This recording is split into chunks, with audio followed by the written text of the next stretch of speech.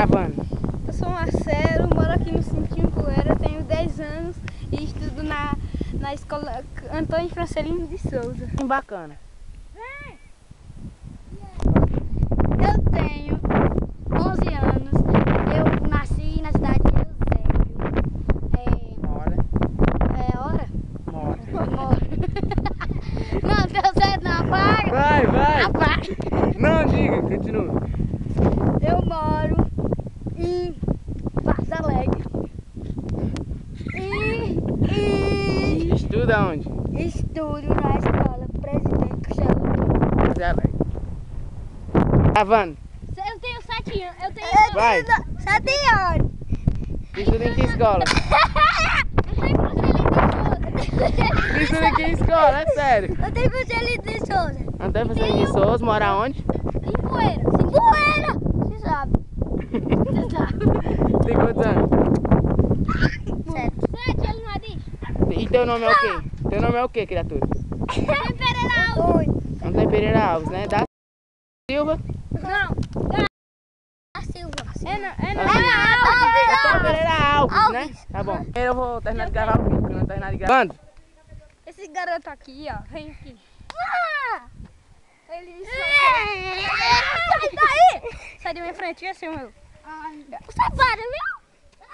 Vai, diga. Eu gosto da família. Da família. O que você mais gosta de fazer? Deus! O que você gosta... Parou, neném. O que você mais gosta de fazer? Eu gosto de brincar. Naruto! Quando? Eu gosto de mamãe. Na família. Tenho o quê? É o quê mesmo? Qual desenho que tu mais gosta, criatura?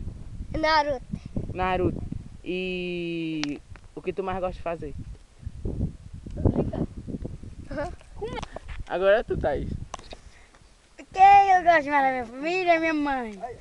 E agora? E agora? Desenho. Desenho, criatura. Eu não sei. Tu não assiste nenhum desenho, né? Não, assisti aqui.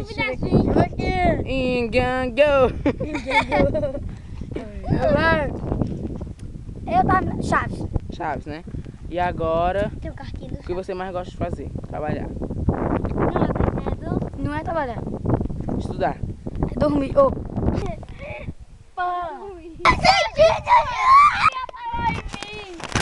Para! Olha que vocês deixaram minha câmera toda cheia de areia. Eu tenho um colega chamado Ryan. Ryan.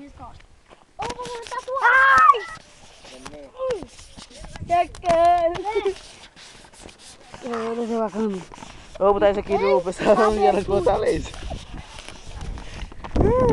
Não. Para!